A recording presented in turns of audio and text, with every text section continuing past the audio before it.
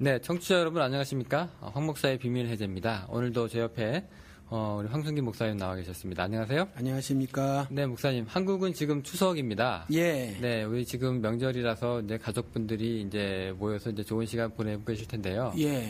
여기 참 미국에 살면 그런 게 없어요. 그러게 말해요. 왜냐하면 휴일이 달라서 참 안타까운 게 우리는 한국의 4대 명절이라는 거, 특별히 그 중에서 설날하고 추석은 크잖아요. 그런데 잘 지내지 못하고 그러고 보내죠. 그럼요. 예. 예. 우리는 뭐 땡스기빙이나 돼야 예. 이제 추수감사절 그렇죠. 예. 예. 그래야 이제 조금 이제 뭐가 좀 오는구나 하는데 예. 예. 또 한국하고는 또 달라서요. 예. 그러면은 뭐 목사님 교회에서는 뭐 특별하게 추석맞이 행사가 없나요? 추석맞이 행사는 없고요. 그냥 송편 좀 사다 먹기로 했어요. 그 깨 들어간 거, 뭐 밤 들어간 거 이런 것 좀 조금 아까도 보고 왔는데 그 사다가 좀 나눠 먹기로 했어요. 그래야 그나마 좀 지난 얘기도 하고 한국 얘기도 하고 또 그런 시간을 가지니까 그 정도 좀 시간을 갖기로 했습니다. 네, 뭐 추석이라서 또 좋은 시간 보내시기를 바랍니다. 예. 우리 오늘 저희가 이제 함께 이야기할 게 좀 무거운 주제입니다. 우리 한국 기독교에 이제 자정 능력이 있는가라는 주제인데요. 이게 아무래도 좀 이게 굉장히 이제 긴 주제다 보니까 많은 말들이 나올 수 있을 것 같아요. 그래서 예. 저희가 이거를 이제 반으로 쪼개서 예. 우리 일부격에 해당되는 우리 전반전에는 우리가 이제 진단 네. 한번 얘기를 해보고요. 예. 그 다음에 이제 2부 때는 그러면 이제 우리가 이런 거를 본질로 돌아가서 이제 어떻게 우리가 이 문제를 바라봐야 되고 또 대안책이 있을까? 혹시 또 해결책이 있을 수 있다면 뭐가 될까? 예. 하는 부분들 우리가 얘기를 해보겠습니다. 네. 자, 우리 개독교 얘기부터 시작합니다. 아주 어감이 좋지 않습니다. 개독교랍니다. 기독교가 그러게 말이에요. 현직 목사님이 예. 개독교 소리를 듣는 거 어떠세요? 기분은 좋지 않죠. 개독교라고 하니까 개자 들어가서 듣기 좋은 단어가 별로 없잖아요. 그렇습니다. 예. 개독교 별로 좋지 않으실 텐데 더 기분 나쁜 게 예. 불교에는 개불교라고 안 하잖아요. 불교는 면피를 받았습니다. 예, 또 다른 뭐 카톨릭도 그렇고 그런데 기독교만 지금 개독교 소리를 듣는단 말이죠. 그렇습니다. 예. 들리는 소문에 의하면 이제 개독교가 이제 개신교에서 나온 개다라고 얘기하는데 그 개가 아닌 것 같아요. 그 개가 뉘앙스가 절대 아닌 것 같죠. 그냥 집에서 키우는 그 개입니다. 예. 네. 근데 왜 이렇게 이런 평가를 들을까? 우리가 이제 그 얘기부터 좀 시작을 해봐야 될 것 같은데요. 예. 일단 제일 먼저 욕 들어먹는 부분이 이제 목사님들입니다. 그렇죠. 이거 도덕적인 타락, 아주 목회자의 타락이 아주 크게 지금 입에 내리고 있는데요. 심각하죠. 네, 너무 심각합니다. 예. 자, 어떤 사례가 있는지 제가 간단하게, 디저를 봤는데, 네. 목사님 어떻게 생각하실지 모르겠네요. 우리 에어장 목사라고 또 유명한 거 있는데, 이거 너무 잘 아니까 간략하게 짚고 넘어가겠습니다. 이분이 이제 기독교 신문에서는 과로사로 이제, 보도가 나갔는데, 사실 알아보니까 이제 다른 신문에서 나온 기사를 보니까 그게 아니라, 이제 우리 30대 우리 신도분하고 이제 눈이 맞으셔서, 그분 오피스텔에 이제 같이 지내시다가, 이제 남자친구인지 남편인지 이제 들어오니까 이제 피해가지고 베란다에 숨어서 이제 에어컨에 매달려 계시다가 팔 힘이 빠져가지고 이제 추락사하신 경우가 되거든요. 이거 성추행이 들어가죠. 성추행, 이게 법적으로는 성추행 그럼 좀 가벼운 범죄고. 성적인 문제인데. 성범죄들이죠. 그런데 이게 뭐 지난번에도 또 한국의 삼일교회 그 전병 목사도 그러기도 했지만 사실은 유명해서 터지는 거예요. 이런 사건들이. 그런데 사실은 묻혀 있는 사건들도 많이 있지 싶습니다. 그럴 것 같아요. 오래전에 미국에서도 또 LA 근처에 한 대형 교회가 있었는데 한인 교회가 거기 목사님도요. 그런 일을 벌이셨어요. 교회 집사님하고. 그래서 교회를 사임할 수밖에 없는 그런 일이 있었거든요. 또 뉴스에 나오지 않아서 그렇지 이러한 일들이 많이 있는 것 같고요. 노래방에 도우미를 불렀다느니 그런 일들이 있는 것 같아요. 그래서 개독교 소리를 듣지 않나 그런 생각이 듭니다. 네, 그 성추행 문제도 있고요. 또 이제 자녀 세습, 또 목회자 자녀한테 특혜를 주는 문제도 또. 그러게 말해요. 네, 합법적이죠. 합법적인 세습. 김일성, 김일성, 김정일, 김정은 이렇게 이들의 세습이 합법적이듯이 합법적으로 세습을 하죠. 2년 전에 어떤 단체에서 조사를 했는데 의외로 이제 한국 대형교회의 정작 교인들은 합법적으로 세습 승인을 이제 70%가 지지를 한다고 합니다. 네. 이제 목회자의 영향력이 그대로 자녀들한테 지금 가게 되는 건데요. 네, 지금 뭐 그런 하긴 놀랄만한 일도 아닌 것이 몇 년 전인지 모르겠는데 여의도 순복음교회 조용기 목사 같은 경우는 5년 임기 연장 그때 70세였다고 하는데 5년 임기 연장 때 99.98%인가 뭐 하여튼 99.8%인가의 그 압도적인 지지를 받아냈어요. 거의 뭐 북한 수준인 것 같아요. 그러니까요. 북한 수준이죠. 뭐 거의 뭐 성경에 나온 어떤 지도자도 모세도 그런 지지를 못 받았는데 아무튼 그런 숫자가 나오는 걸 보면 70%가 세습을 지지한다는 게 그리 놀랄만한 일은 아니네요. 그러네요. 돈 문제도 있지 않습니까? 공금 횡령이라든가 또 지나치게 또 고액을 연봉으로 받으시는 또 그렇죠. 그게 아마 가장 큰 문제가 아닌가 싶습니다. 우리 또 한국 사회가 또 양극화 문제가 굉장히 심해서 지금 뭐 농어촌 교회 이렇게 힘들게 이제 끼니 걱정하시면서 목회하시는 분들도 계신데 또 그건 아니고 또 서울의 대형 교회에서는 또 억대의 연봉을 가지고 또 그보다 더 심한 분들은 뭐 해외 뭐 자금 밀반출을 하신다거나 그렇죠. 부동산 차명 뭐 보유를 하신다거나 그렇죠. PD 수첩에서 계속 떠들고 있는 문제인데요. 이거 참 걱정되는 수준이고요. 그렇죠. 목사 여기 미국은 그래도 세금을 내는데 한국에는 이제 목사님들이 세금도 안 내시는 것 같아요. 그동안 세금도 안 내고.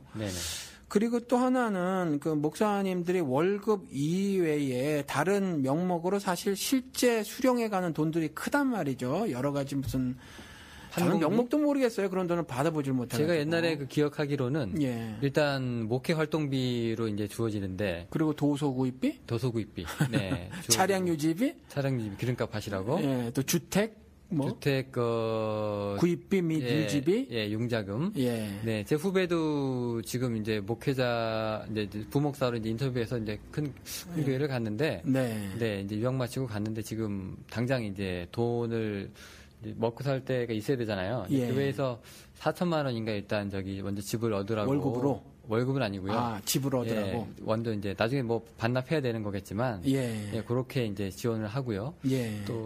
또 성미라는 개념도 있었어요. 지금도 있나요? 성미. 우리 교회 지금은 이제 좀 넉넉해졌으니까 성미는 없겠지만 다른 방식으로 성미같이 이제 그 헌금을 요구를 하는 것들은 있죠. 그렇게 해서 이제 사람들이 보고선 야, 이거 우리 목사님 가난하지는 않구나라고 생각할 정도로 그런 이제 인상들을 좀 많이 보이는데 물론 이제 가난한 교회 목사님들은 좀 이런 혜택을 좀 받으셔야 되지만 그렇지 않은 분들한테 지금 이렇게 너무 부가 이제 집중되는 게 문제입니다. 그러게 말입니다. 가난한 목회자 분들에게는 좀 어떻게 이렇게 그분들은 어떻게 들으실지 모르겠지만 그래도 원론적으로 그 목사들의 그 월급에 관한 부분은 좀 짚고 넘어가야 한다고 생각을 합니다. 그래서 아예 저도 뭐 그런 입장인데 처음부터 아예 그 월급 부분에 있어서는 확실하게 좀 해놓고 가야 그래야 좀 목사들의 타락이 좀 줄어들지 않을까 그런 생각이 좀 듭니다. 그게 또 밖으로 챙기기가 될 수도 있는데 지금 이제 목회자 그분이 이제 사역하시는 기간이 보통 한 2년 정도? 한 번 2년, 3년 만에 한 번씩 이제 재신임 투표를 하지 않습니까? 담임 목사직으로 계속 연임이 가능할지 뭐 이런 것도 있는데 웬만하면 그 2, 3년 동안에 이제 나쁜 얘기로 교인들 마음 얻어가지고 계속 이제 자기 밖으로 확전되는 경우가 좀 있는데 요것도 안 좋은 시각에서 보면은 우리 카톨릭 같은 경우에서는 그래서 이제 계속 신부들을 연임하지 않도록 계속 이제 돌리지 않습니까? 그렇게 해서 구조적으로 이제 부정부패를 좀 막는 건데 개신교 입장에서는 그런 부분이 좀 없어서 좀 아쉽다. 그런데 실질적으로 모르겠어요. 한국 같은 경우는 어떤지 모르겠는데 미국 같은 경우 조사에 의하면 이민교회는 평균 목사들의 그 재임 기간이 3년이에요. 길지 않습니다.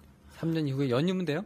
아니요. 3년 만에 잘린다는 거죠. 실질적으로. 그러면 쫓겨난다는 거죠. 그래서 사실은 소수가 오랫동안 한 교회에서 목회를 하지 그렇지 않아요. 예를 들어서 우리 지금 이 달라스만 해도 어떤 큰 A교회 같은 경우 그 교회 같은 경우는 계속 바뀌었잖아요. 제일 처음에 교회를 시작하신 그 원로 목사님이 그만두시고 난 이후에는 지금 그 교회는 평균 3년도 안 돼요. 뭐 1년 반 뭐 이렇게 되거든요. 그러니까 사실은 실질적으로는 좀 그렇기 때문에 그런 일들이 벌어지기 때문에 아마 그것이 꼭 원인인지는 모르겠지만 아무튼 교인들의 마음을 사야 하고 그런 일들이 벌어지지 않는가 생각이 들기도 합니다. 네, 뭐 그래서 자기 사람 만들기라는 그렇죠. 이제 아주 큰 이제 유혹도 우리 받을 수가 있을 거고요. 그렇죠. 그러다 보니까 아무래도 하나님께서 그러니까 말씀하시기를 사람을 좋게 하라 나를 좋게 하라 사람을 좋게 할 때 너는 나의 종이 아니니라 하셨으니까 사람의 비위를 맞추다 보니 하나님의 종이 아닌 삶을 살게 되고 그러다 보니 아무래도 기독교적인 모습을 띌 수밖에 없겠죠. 네. 예. 자, 그리고 또 이렇게 학위에 대해서 그렇게 집착들을 하세요. 지금 뭐 어지간한 목사님들 다 박사학위 하나씩 갖고 있지 않습니까? 사회 요구가 그래서 그런 거 아닌가요? 예, 교인들도 일단 스펙을 따지니까요. 그렇죠. 네, 그래서 이제 울며 겨자 먹기로 이제 하시는 분들도 있고, 예. 적극적으로 이제 자기가 알아서 스펙을 쌓으시는 분들도 있는데, 예, 그렇죠. 지금 여기 뭐 대학원 하셨지만 미국에서, 네. 실제로 박사학위 그렇게 목회할 때 필요할까요? 필요 없습니다. 아, 필요 없습니까? 필요 없어요.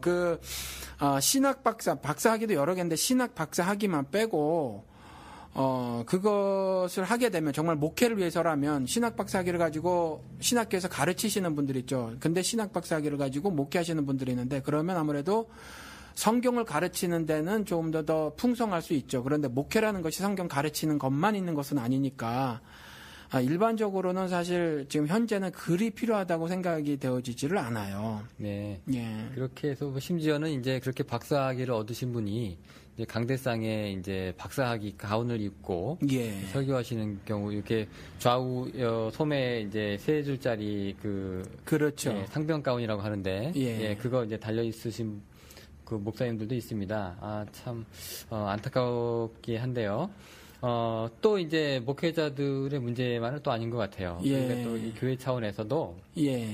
우리 타종교하고도 조금 많이 무례한 그 행위를 좀 했는데 예. 이걸로 인해서 이제 역시 기독교는 이렇게 배타적이다라는 예. 기독교는 개척교라는 그렇죠. 얘기 또 그렇게 욕을 또 듣습니다. 예. 네. 그러니까 뭐 아무튼 실제 교회에서 미국도 그래요. 미국도 목사님들이 목사라고 소개되지기보다 박사라고 소개되지기를 원하시는 분들이 꽤 있고요. 실제로 이제 요즘엔 이전하고 달라서 가운들을 많이 안 입는데 여전히 가운을 입으시면서 조금 전에 말씀하신 전 사실 처음 들어봐요. 상병 가운이라는 걸 짝대기 3개. 네네.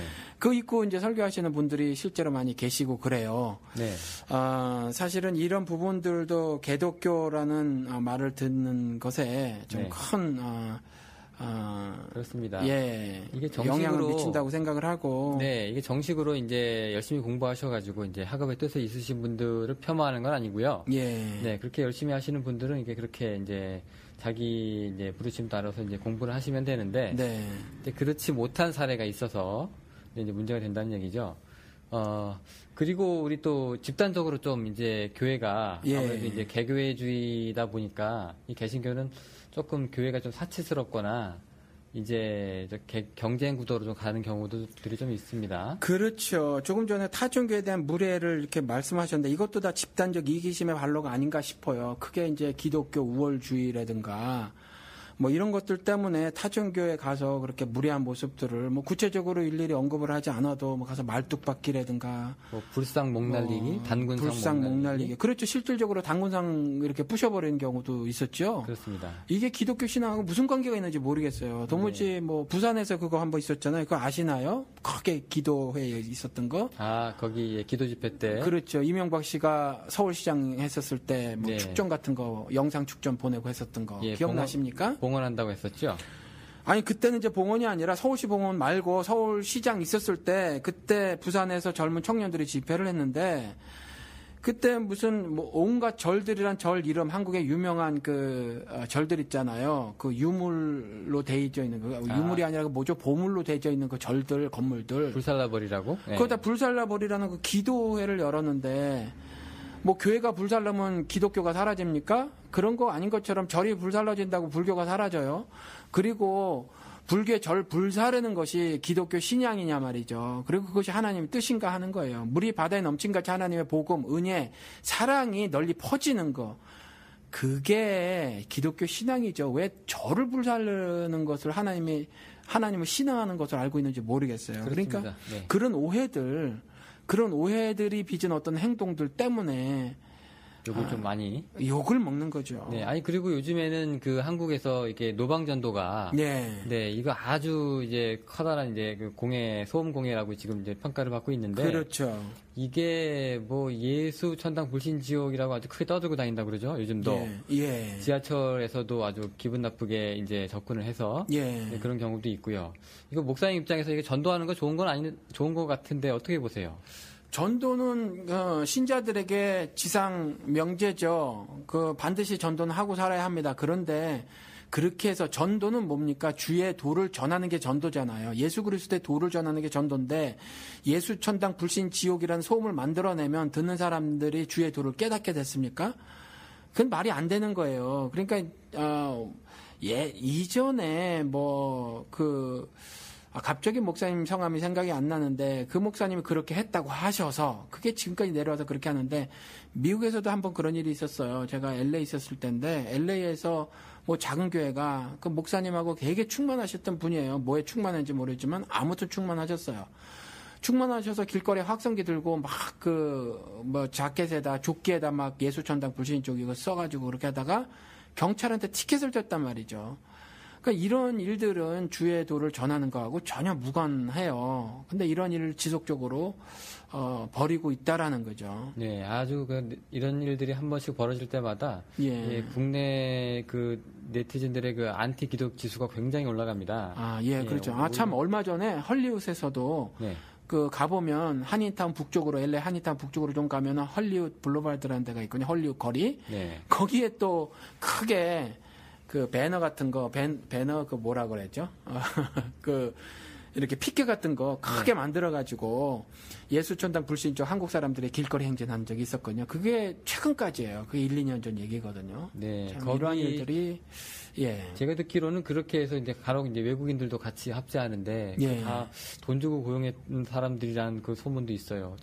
확인이 되는 건 아니지만 네, 하여튼 이게 지금 이런 요소들이 이제 기독교가 이제 개독교라는 평판, 특히 개신교에 대해서. 그렇죠. 네. 왜 이렇게 됐을까요? 이 문제가 도대체 한국 기독교의 문제가 뭘까요? 이런 일들이 나타나는 걸까요? 그러니까 말씀에 대한 오해이죠. 말씀에 대한 오해가 이제 이런 일들을 버리게 만들었는데, 말씀에 대한 오해 때문에 저는 개인적으로 보기에는 크게 이제 두 가지 문제점을 만들어냈다고 봅니다. 이 두 가지 문제점이 이제 한국 기독교를 개독교라고 만든 거죠. 뭐냐 하면, 기복신앙이에요. 이건 미국 교회도 마찬가지인데, 미국 기독교도. 기복신앙이 문제고, 또 하나는 한국 기독교에서는, 신앙이 굉장히 많이 이념화가 되어 있어요. 기독교 신앙이. 요 두 가지가 가장 큰 문제라고 생각을 하고 이 두 가지가 한국 기독교를 개독교로 만드는 것이 아닌가 그렇게 생각을 합니다. 두 가지 문제 짚어주셨는데요. 이 기복신앙이라는 게요. 이게 잘 먹고 잘 살자는 건지 이게 정의가 어떻게 됩니까? 목사님 어떻게 내리세요? 그러니까 잘 먹고 잘 살자는 건 맞아요. 그런데 좀 더 구체적으로 말을 하면 정신적 그리고 물질적으로 보다 나은 삶을 살자라는 거거든요. 그래서 정신적 물질적 보다 나은 나를 추구하는 거. 하나님을 섬기는 것이 아니라 하나님을 도구로 해서 보다 나은 나를 한번 살아보자 이거거든요. 그러니까 나를 신앙하는 거예요.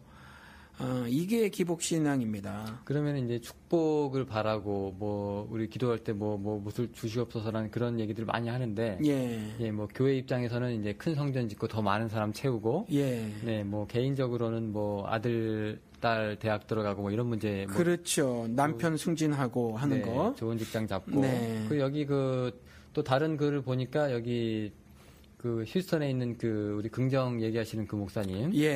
그분은 제가 책에서 읽은 기억이 나는데 그분은 이제 미국에 이제 주차할 데가 없는 주차장에서 뺑뺑 돌다가 가까운 자리에서 이제 자기 주차할 자리가 나면은 네. 이것도 이제 하나님 축복하셨다고 이렇게 얘기하는 사례도 제가 봤는데 네. 참 이 복을 바라는 거는 이 자체가 좀 이렇게 굉장히 기독교 안에 들어와서 예. 좀 많이 어지럽히고 있다는 느낌이 드네요. 그러니까 웃기는 것이 그럼 자기가 그 주차할 자리를 찾아서 복이면 자기가 주차를 해서 자기 때문에 주차하지 못한 교인은 뭐예요? 저주를 받은 겁니까? 네, 그 반대가 되겠죠. 예. 그러니까 웃기는 거죠. 그 옥성호 씨인가? 그 옥하는 목사님 아드님이 쓴 책에 보니까 책인가? 제가 책도 있는데 책인가 하여튼 그래서 봤어요. 차범근 감독하고 최순호 감독하고 싸우면 싸운다는 게 아니라 축구 경기를 하면 둘 다 기독교인으로 기도를 할 텐데 이기게 해달라고 기도하면 하나님 누구 편을 들어주시겠느냐라는 거죠. 네. 조금만 생각해 보면 알 수 있는 걸 은혜라고 알고 있고 복이라고 알고 있어서 그렇습니다. 예, 잘못 알고 있는 거죠. 어떻게 보면 이게 가장 잘 먹히는 이제 얘기가 될 수 있겠지만 그렇죠. 네, 이게 그래도 예수의 정신은 아닌 것 같은데요. 그 중에서 하나가 우리 삼중 축복이라는 얘기 많이 하잖아요. 근데 이것이 이제 한국 교회의 기복 신앙을 거의 확산시키고 또 고착화시키는데 절대적인 영향을 미친 것이 이 삼중 축복이죠. 예, 이 삼중 축복 아직 모르시는 분들도 있을 텐데 예. 간략하게 얘기해서 이제 우리 잠깐 짚고 넘어가죠. 이게 뭘까요? 삼중 축복은 조용기 목사가 말한 거예요. 그러니까 세 가지 축복이라는 건데 성경에 나와 있는 것 같고 한 거예요. 실질적으로 성경적 근거도 있습니다. 요한 3서 1장 2절에 사랑하는 자여 내 영혼이 잘된 같이 네가 범사에 잘되고 강건하기를 내가 강구하노라. 여기에서 영혼이 잘됨, 영적 축복, 범사에 잘됨, 이걸 환경적 축복이라고 하고요. 그 다음에 강건하게 되는 거, 이걸 육체적 축복이라고 해서 하나님을 신앙하는 사람들은 이 세 가지 축복, 즉 영적 축복, 환경적 축복, 육체적 축복을 누린다라는 겁니다. 이게 삼중 축복인데 이게 기복 신앙이라는 거예요. 왜냐하면 이 환경적 축복, 육체적 축복을 바래줄 수는 있지만 이것이 신앙의 궁극적 목표점은 되어지서는 안 된다라는 거죠. 실제로 만약에 이것이 신자에게 당연히 주어지는 복이다라고 말하면 이건 거짓말이 되는 거예요. 왜냐하면 지금까지 이제 이렇게 해왔거든요. 그것을 복이라고 알고 그것을 추구해 갖고 왔고 당연히 신자라면 그 복을 받는다고 했잖아요. 그런데 아닌 것이 우리가 이것도 조금만 생각을 해보자고요. 12제자 중에 11가 목배임을 당하고 하나가 유배를 당했단 말이에요. 환경적 저주를 받았잖아요. 그렇죠. 바울도 건강이 안 좋았고 말이죠. 그 다음에 요한계시록 7교회 중에서 책망받지 않은 2교회는요. 그야말로 박해도 그런 박해를 받을 수가 없었거든요. 능력도 하나도 없었던 교회예요. 죽임도 심지어 껐떡하면 죽임도 당하고 하던 그런 교회들인데 이런 교회들은 절대로 육체적 축복도 못 받았고 환경적 축복도 못 받았어요. 오히려 저주를 받았다라는 거죠. 그러니까 이거 자체가 말씀에 대한 심각한 오해에서 이런 기복신앙이 탄생이 된 거예요. 그러니까 사실은 이 삼중 축복이라는 거 그리고 이걸 주창한 우리 이 요한 3서 1장 2절 말씀을 가지고 삼중 축복을 만들어낸 사람은 사실은 적그리스도의 모습을 한 거예요. 그러한 그 역할을 감당한 거죠. 그렇게밖에는 말할 수가 없습니다. 네, 그래서 그런지 모르겠는데 우리 70년대, 80년대 우리 제가 겪어보지 못했지만 이제 보릿고개 얘기가 나올 때요. 네, 그럴 때는 이게 굉장히 이제 정말로 축복처럼 다가와서 그렇죠. 예수 믿으면 이제 가난해서 해방되는 그런 기적이 있다고 해서 이제 많이들 이제 그때 교회들이 이제 부흥했다고 제가 들었는데 그 지나고 보니까 이제 그게 아니란 얘기죠. 그게 아니죠. 그러니까 우리나라 같은 경우는 정말 뭐라고 해야 되나 근대 현대를 지나면서 굉장히 어려운 시기를 거쳤거든요. 그리고 굉장히 가난했어요. 아시겠지만 영훈 씨도 아시겠지만 지금 200만이 굶어 죽었던 북한보다 우리가 1975년까지 못 살았단 말이죠. 그러니 얼마나 가난해요. 그런데 이런 때에 사실 불교가 이 사람들을 수용하지 못했어요. 못하고 또 박정희가 들어오면서 모두 이제 불교 성지들을 유언지화 만들면서 그 아래에 있었던 많은 필요한 예를 들어서 물질적 그밖에 다른 것들을 필요로 했던 그 사람들을 교회가 쓸어 담은 거예요. 그러니까 가난과 질병으로부터 해방, 이 삼중 축복의 그 내용이거든요. 기도 한 방에 만사형통, 기도 한 방에 소원성취가 이게 바로 삼중 축복의 그 모습이란 말이죠. 이것 가지고 접근한 거예요. 정말 사회를 돌아다 보면 아무리 돌아다 봐도 해결될 방도가 없었어요.